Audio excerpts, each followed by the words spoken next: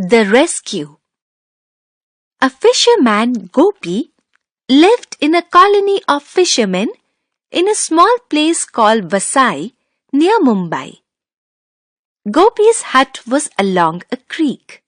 He had a small boat in which he would go to catch fish every morning before sunrise. Some of Gopi's friends had big boats that could go far into the sea. They would catch fish and come back after 3 or 4 days with lots of them.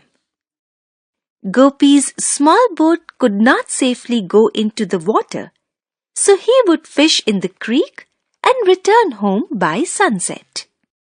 Above the creek was a railway bridge. It was a very important bridge because all trains of Western Railway crossed it on their way to Mumbai and back. Every time a train crossed the bridge, it made such a loud noise that Gopi had to cover his ears with his hands.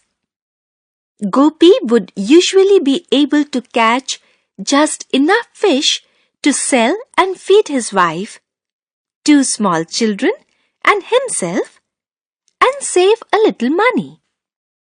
Sometimes he could not even catch enough to feed his family. On days like this, Gopi would have to spend some of the money he had saved to feed his family. Gopi wanted to save money to buy a big boat so that even he could catch a lot of fish like his friends did. At times it seemed to him he might never be able to buy a big boat. Gopi blamed the bridge for his bad luck. He thought that the loud noise of the trains crossing the bridge throughout the day scared the fish away from the creek. He would come home grumbling to his wife about the bridge and the loud noise of the crossing trains. His wife would tell him not to feel sad, but have faith in God. Someday he would surely have a big boat.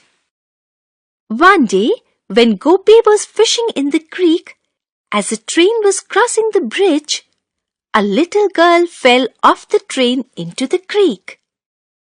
Gopi saw the girl falling into the water and rowed with all his might towards her.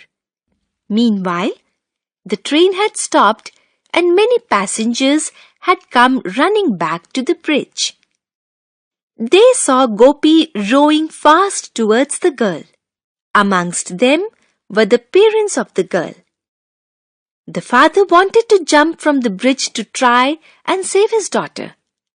The other passengers stopped him because the bridge was too high. It would have been dangerous. As Gopi was about to reach the drowning girl, a sudden change in the water current took her past his boat. There was no time for Gopi to turn his boat around. He dived into the water and swam after the girl. He was very tired but compelled himself to swim faster and faster. Luckily, he managed to grab the girl and swam with her to safety. Drained of the energy, he fainted. Some of his friends had heard the loud cries of help from the bridge and came there.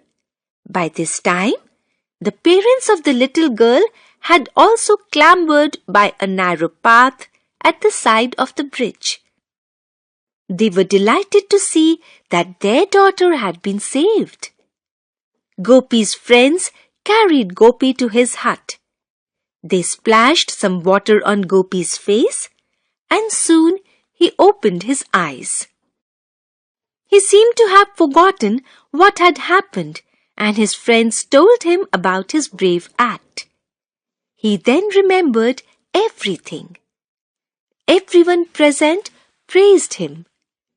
The girl's father, a rich businessman, rewarded him with a hefty sum of rupees 10,000.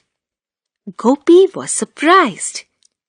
He and his wife had never seen so much wealth ever before. He could not believe his eyes.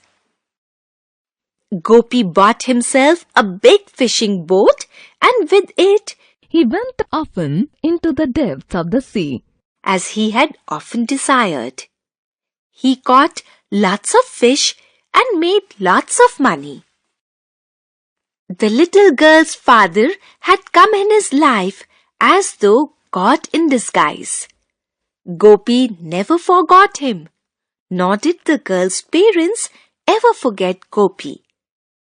For once, Gopi never blamed the railway bridge over the creek, but was grateful to it for bringing him good luck.